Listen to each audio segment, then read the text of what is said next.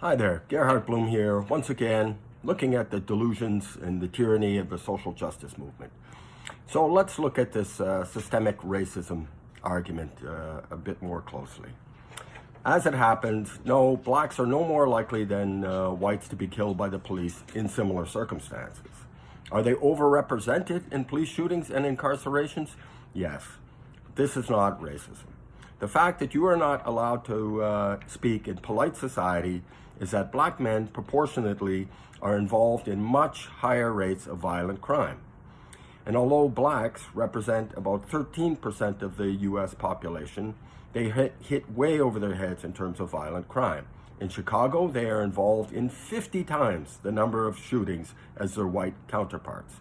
In New York, blacks are 30 times more likely to be arrested for murder. Given their involvement in serious crime, is it any wonder why they're involved in more deadly police encounters? It is not the police that are killing young black men. The week that I wrote this piece,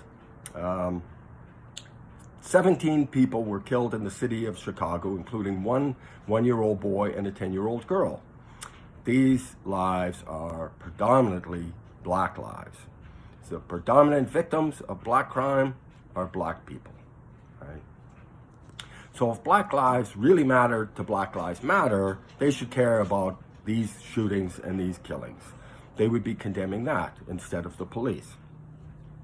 Now, did racism prevent a black man from holding the highest office in the United States, or from others from becoming a Supreme Court justice, or becoming the head of the Joint Chiefs of Staff? Black men from Nigeria and the Caribbean come to the United States and within a generation outperform whites in terms of school achievement and income. This is true of Chinese immigrants as well. If the institutions of the United States were designed for white success vis-a-vis people of color, they clearly didn't design them all that well. Imagine this happening in apartheid South Africa. Apartheid South Africa voting in a white president. No, that's inconceivable. Only after apartheid ended did you have Nelson Mandela getting voted into office, right? So continuing disparities in income are not the result of systemic oppression or systemic barriers to their success. We can look at cultural factors that explain these relevant disparities, right? The rate of illegitimacy in the black community overall in the United States is 75%. So 75% of children are born into single-parent homes. Right? In certain inner cities, in inner city areas, this is ubiquitous, right? Almost no one is married, right? And there is an extremely strong correlation between illegitimacy, infant mortality, underachievement in school, problems with behavior in school, dropouts, juvenile crime, adult crime, and yes, of course, teenage pregnancy. There is a problem in the black community, and it's cultural. School achievement is condemned as acting white, and no, that's not a debunked myth. Several prominent black spokespeople have come out and acknowledged this as a tremendous problem. And the economist from an Ivy League university, I think Harvard, Roland Fryer, a black man, looked at the data, crunched the numbers, and this is a reality. Acting white gets, if you're a young black student and achieving well in school, you lose friends. You're socially alienated, and quite often the little Poindexter gets his ass handed to him out on the playground. Not by white kids, by other black kids. Right? In the black community, in the inner city, the gangster lifestyle is valorized. Just think about gangster rap for a moment, right? Pretending that these problems are a result of systemic oppression is to ignore the very real problems that the black community faces. Taking the police out of black communities can only result in the deaths of more innocent black people. Now, a recent survey conducted in the United States, they questioned the black community about their views of police in their community. There are three options on the table. They want less police, same amount of police, or more police. 81% of the black community wants the same amount of police or more police. So clearly, Black Lives Matter and this defunding the police initiatives are not working in the favor of what actually people living in those communities want. In fact, they more than want them. They need them. Across the United States, in city after city, millions of dollars of police budgets have been cut. And I'm not talking millions of dollars across the United States. I'm talking about millions of dollars in independent cities, Los Angeles, New York, other cities. And this is costing lives. And this violence is now spreading out of the Black community, and levels of violence are unprecedented. Unprecedented levels of violence and homicide across the United States. Now, you're told that income disparity equals racism.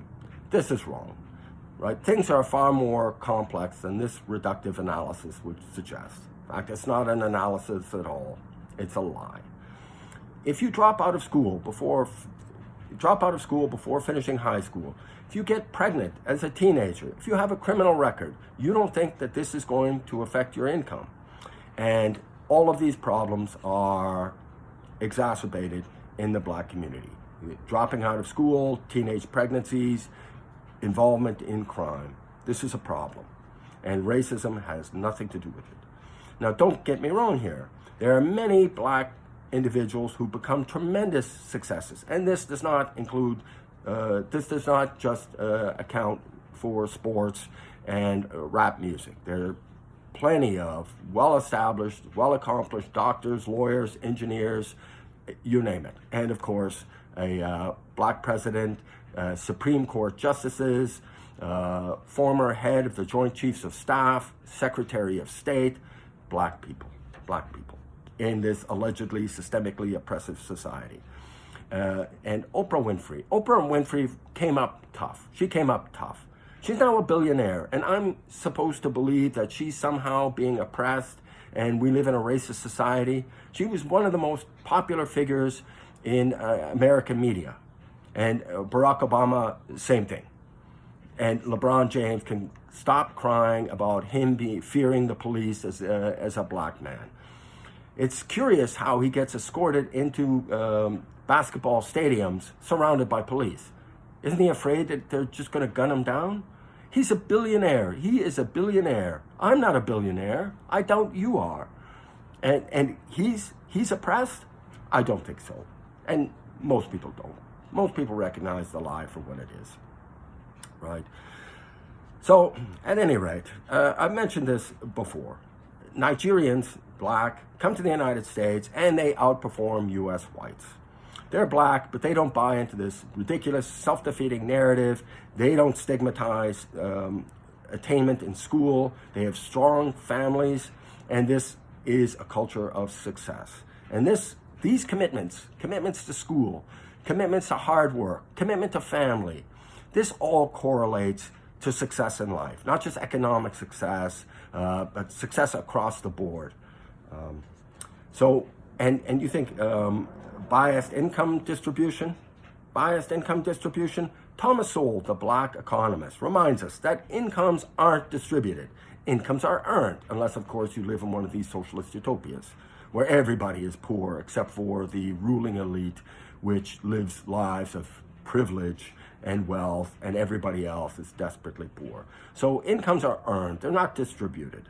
So you cultivate a talent, you build a business, you sell your labor.